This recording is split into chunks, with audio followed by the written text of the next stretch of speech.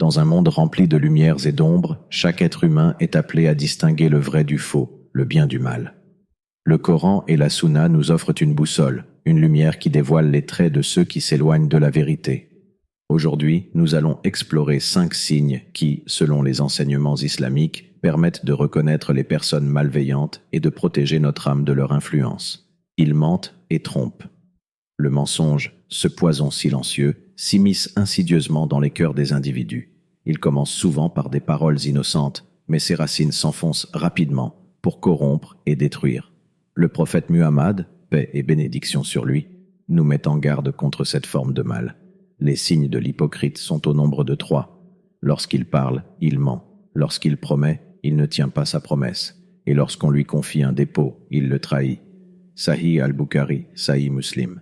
Ce hadith résonne comme un avertissement clair. Le mensonge n'est pas qu'une simple faute, c'est une voie qui mène à l'hypocrisie, une route pavée d'injustice envers soi-même et envers les autres. Lorsque nous mentons, nous tordons la vérité, nous trahissons la confiance d'autrui et nous privons notre âme de la pureté. Mais pourquoi est-il si grave de mentir? Pourquoi le Coran aborde-t-il ce sujet avec une telle insistance? La réponse réside dans l'effet corrosif du mensonge sur l'individu et la société. Le mensonge détruit la confiance, cette confiance qui lie les êtres humains dans une relation saine et équilibrée. Dans le verset « Inna Allaha la yadi man huwa musrifun kaddab » Allah ne guide pas celui qui est outrancier et menteur. Sourate Ghafir 40-28. Allah nous avertit que l'attitude du menteur et de l'hypocrite est incompatible avec la guidance divine. Ce verset n'est pas simplement une condamnation, mais une invitation à réfléchir sur la gravité du mensonge. Si nous choisissons le mensonge, nous nous éloignons délibérément du chemin de la vérité et de la lumière divine. Le mensonge a des conséquences bien plus profondes qu'on ne le pense. Un simple mensonge peut entraîner une série de malentendus, de rancœurs et de ruptures. La vérité, même si elle est parfois dure, est l'un des piliers qui soutiennent la société islamique. Sans vérité, comment pouvons-nous bâtir des ponts d'empathie et de solidarité? Comment pouvons-nous nourrir la sincérité dans nos relations et dans notre adoration? Prenons un moment pour réfléchir à une histoire du temps des compagnons. Un homme venait prier avec les autres, respectueux de ses obligations religieuses. Pourtant, dès qu'il quittait la mosquée, ses paroles étaient empreintes de mensonges. Ses promesses, lorsqu'il en faisait, se transformait souvent en illusion. Omar ibn al-Khattab, un des plus proches compagnons du prophète, paix sur lui, observa cela et dit avec gravité « Celui qui ment habituellement ne peut être digne de confiance auprès d'Allah ». Cette parole d'Omar est lourde de sens, car elle nous rappelle que le mensonge n'est pas une simple erreur humaine. Il affecte l'âme de manière profonde, la rendant de plus en plus aveugle aux signes de la vérité. Il est facile de mentir, de donner une version édulcorée des choses, ou même de cacher la vérité pour éviter des confrontations. Mais cette facilité n'est qu'une illusion. Plus nous mentons, plus nous nous enfonçons dans un labyrinthe de fausses réalités, et plus nous perdons la capacité d'accepter et de vivre selon la vérité. Mais, avant de juger les autres, interrogeons-nous, quel est le poids de nos propres paroles? Avons-nous nous-mêmes menti, même de manière anodine? Quand avons-nous, en toute conscience, omis une partie de la vérité ou exagéré des faits pour notre propre confort? Le Coran et la Sunna nous appellent constamment à l'intégrité et à l'honnêteté. Il est crucial d'être vigilant non seulement à l'égard des autres, mais aussi à l'égard de notre propre comportement. Question aux spectateurs. Vous est-il déjà arrivé de discuter avec quelqu'un qui parle avec tant de douceur, mais derrière ces mots, vous percevez que ce n'est qu'un enchevêtrement de mensonges? Comment avez-vous réagi? Est-ce que cette personne, au fil du temps, a réussi à obtenir votre confiance malgré ses mensonges? Ou bien avez-vous remarqué les fissures qui se forment dans cette confiance, petites mais inéluctables? Le mensonge n'est pas qu'une offense envers l'autre, c'est avant tout une offense envers soi-même. Lorsque nous mentons, nous nous éloignons de notre essence spirituelle, nous ignorons les valeurs fondamentales de la vérité qui sont gravées dans notre cœur. En vérité, celui qui ment perd non seulement la confiance des autres, mais aussi la paix intérieure, car il vit dans un monde de duplicité où il doit constamment maintenir ses façades. Et cette façade, aussi bien peinte soit-elle, finira par se fissurer. Il suscite la division et la haine. Dans un monde où la paix et l'unité sont des valeurs précieuses, il est essentiel de reconnaître les forces qui cherchent à semer la discorde et la haine parmi les croyants. Le Coran nous met en garde contre les individus qui, consciemment ou inconsciemment, deviennent les instruments du diable en créant des divisions au sein de la communauté. Dans le verset « Inama yuridu al-shaitanu an yukiya bainakumu al-adawata wa al-bagda » le diable ne cherche qu'à jeter parmi vous l'inimitié et la haine. Sourate Al-Maïda 5.91. Allah nous révèle une vérité essentielle. La haine et la discorde ne sont jamais naturelles. Elles sont toujours infligées par des forces extérieures, celles du diable, cherchant à éloigner les cœurs des croyants les uns des autres. Mais pourquoi le diable chercherait-il à diviser ? La réponse réside dans la nature même de la communauté islamique. L'unité des croyants est une force inébranlable, un rempart contre les forces du mal. Lorsque les croyants se rassemblent dans la sincérité, la foi et l'amour pour Allah et pour le prophète, paix sur lui, ils deviennent une force collective capable de surmonter les épreuves et de répandre la lumière. La division, donc, est une menace directe contre cette unité. L'impact de cette division ne se limite pas à une simple rupture de relations sociales. Elle pénètre plus profondément dans le cœur. La haine, une fois allumée, se propage comme un feu incontrôlable. Elle corrompt la vision de l'autre, obscurcit le jugement et laisse place à des rancœurs qui peuvent durer des années, voire toute une vie. C'est pourquoi Allah nous avertit avec une telle urgence. Ne laissez jamais l'inimitié prendre racine parmi vous. Un incident historique nous rappelle l'importance de maintenir la paix. Un jour, 2 hommes se disputaient violemment devant le prophète Muhammad, paix sur lui. L'un d'eux était rempli de colère, et leur altercation menaçait de déchirer l'harmonie de la communauté. Le prophète, paix sur lui, avec la sagesse qu'on lui connaissait, les arrêta et leur dit « Le diable souffle dans le cœur de celui qui nourrit la colère, alors cherchez refuge auprès d'Allah lorsque vous vous sentez enflammé. » Cette parole du prophète, paix sur lui, est une perle de sagesse. Il ne se contente pas de condamner l'altercation, il souligne la cause sous-jacente de la division, la colère. Quand une personne nourrit sa colère, elle laisse la porte ouverte aux murmures du diable.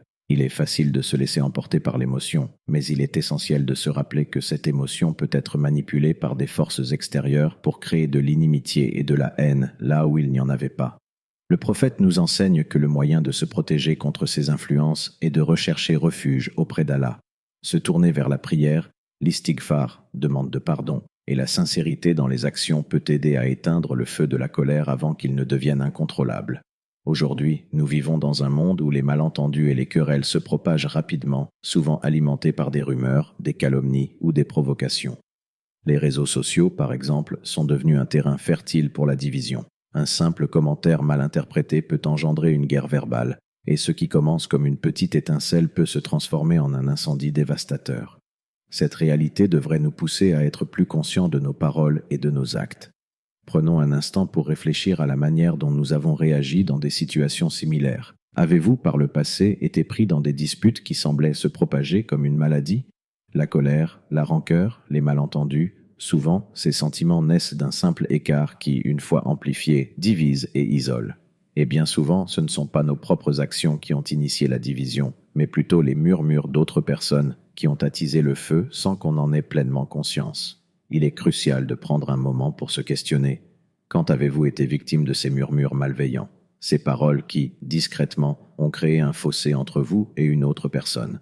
Une parole enflammée, une rumeur distillée, et en un instant, une relation de longue date est brisée. Cela n'arrive pas uniquement dans le contexte de disputes ouvertes. Parfois, les divisions sont semées en silence, sous la surface, dans des conversations à l'ombre de la vérité. Les murmures du diable sont comme des petites gouttes qui, jour après jour, finissent par remplir un seau. Chaque mot prononcé, chaque histoire racontée, chaque jugement exprimé sans fondement, contribue à la construction d'un mur entre les âmes. Ne permettez pas que ces gouttes remplissent votre seau, car quand le seau est plein, il devient trop lourd à porter, et les murs de la haine sont construits, souvent sans que nous en soyons conscients. Question aux spectateurs. Avez-vous déjà observé une situation où une relation qui semblait solide a été mise à mal non par des actions directes, mais par des murmures, des paroles mauvaises ou des jugements externes? Comment avez-vous réagi face à cela? Est-ce que vous avez pris un pas en arrière et cherché refuge dans le silence et la prière? Ou bien avez-vous, à votre tour, nourri la division par vos propres paroles? Il manque de miséricorde. La miséricorde, cette qualité sublime qui distingue le cœur pur du cœur dur, est au centre de la pratique islamique. Le prophète Muhammad, paix et bénédiction sur lui, a dit « Celui qui ne fait pas preuve de miséricorde, il ne lui sera pas fait miséricorde. » Sahih Muslim. Ce hadith est une leçon de vie essentielle pour tous les croyants. La miséricorde n'est pas un simple geste de gentillesse, mais une véritable manifestation de la douceur divine qui, lorsqu'elle est présente dans le cœur de l'individu, se reflète dans ses actions, ses paroles et ses pensées. Le manque de miséricorde chez une personne est un signe inquiétant, car il révèle une déconnexion profonde entre l'âme humaine et les principes spirituels qui l'unissent à Allah. Quand une personne est dépourvue de miséricorde, elle devient insensible aux douleurs des autres, à leurs souffrances, à leurs besoins. Ce cœur, qui ne ressent plus la douleur de l'autre, devient froid et indifférent. Dans le Coran, Allah nous met en garde contre cette dureté de cœur. Tuma kasat kulubukum min badi dalika fahiya kalhijarati aw ashadu kaswa. Puis vos cœurs se sont endurcis, ils sont devenus comme des pierres, ou même plus durs encore. Sourate Al-Baqarah 2,74.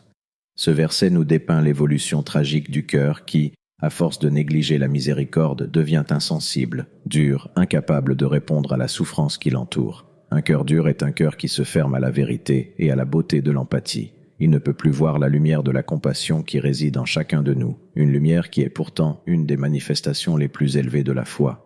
Le manque de miséricorde n'est pas seulement une question d'indifférence.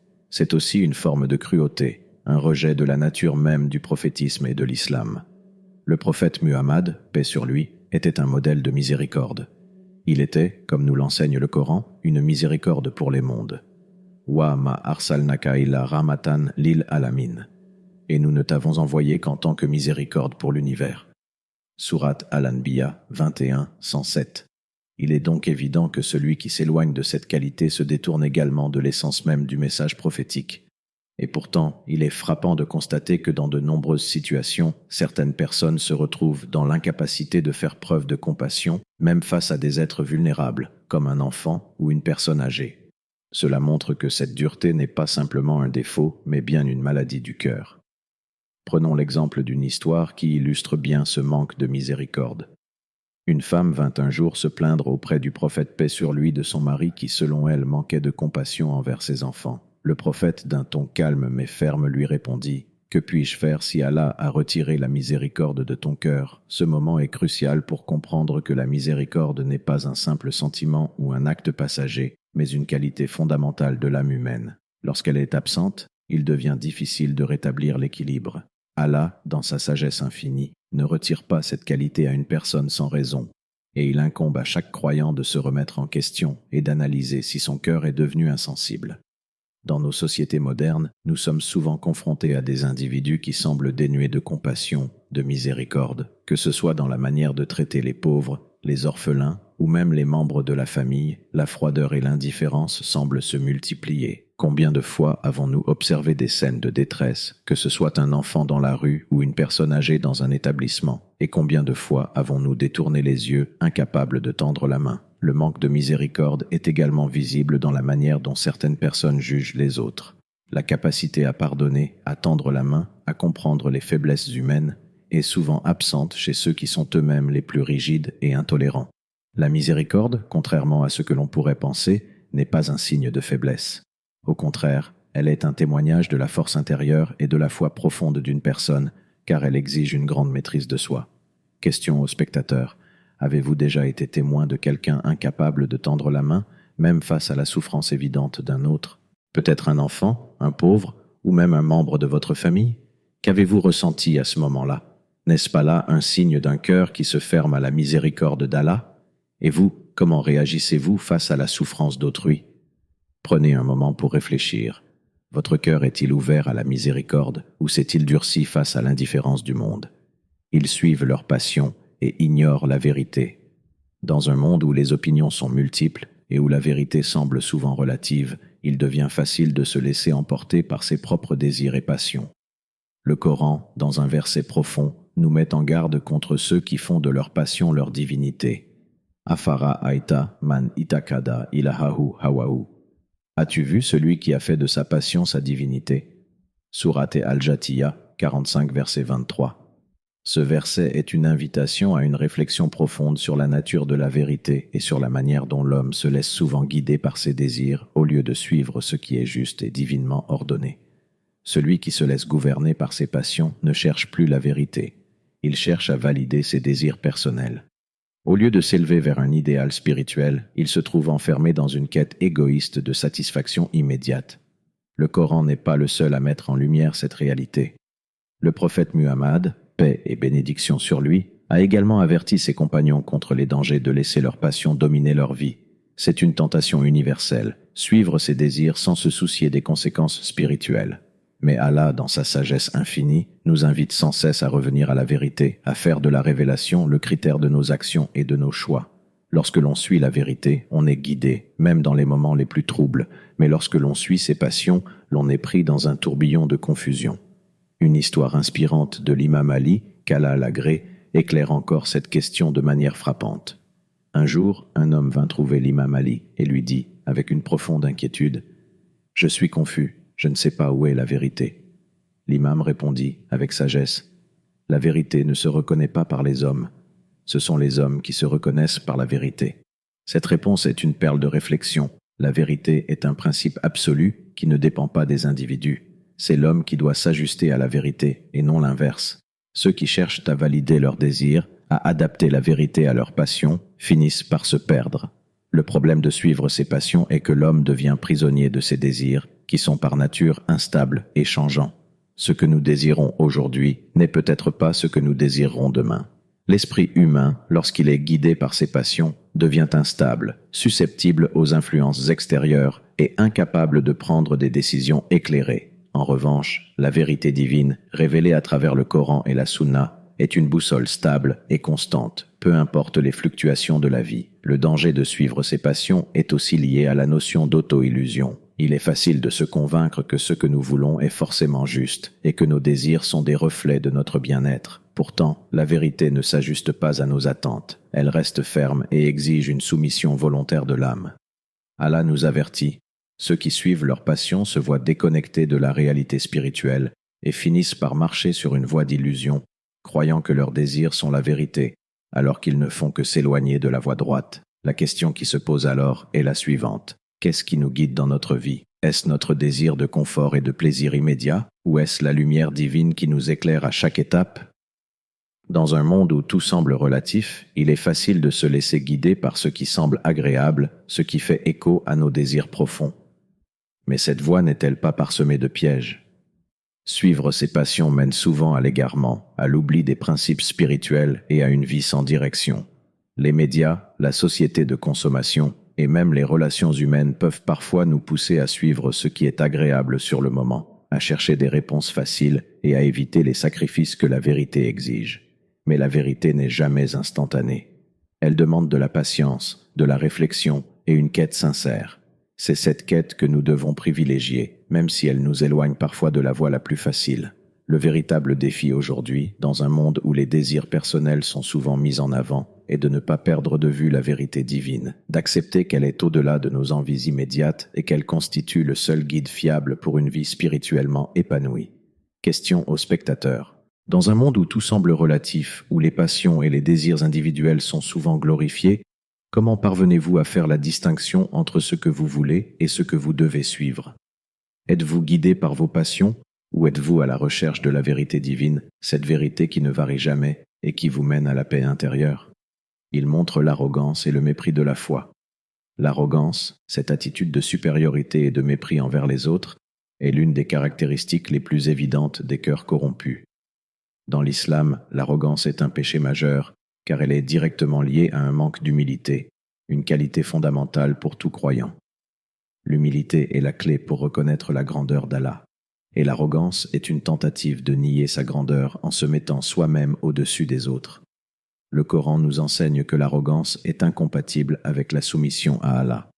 Dans le verset « Wala tamshi fi al-ardi marahan inaka lan takrika al-arda walan tabliga al-jibalatola » Ne marche pas sur terre avec arrogance, car tu ne saurais fendre la terre ni atteindre la hauteur des montagnes.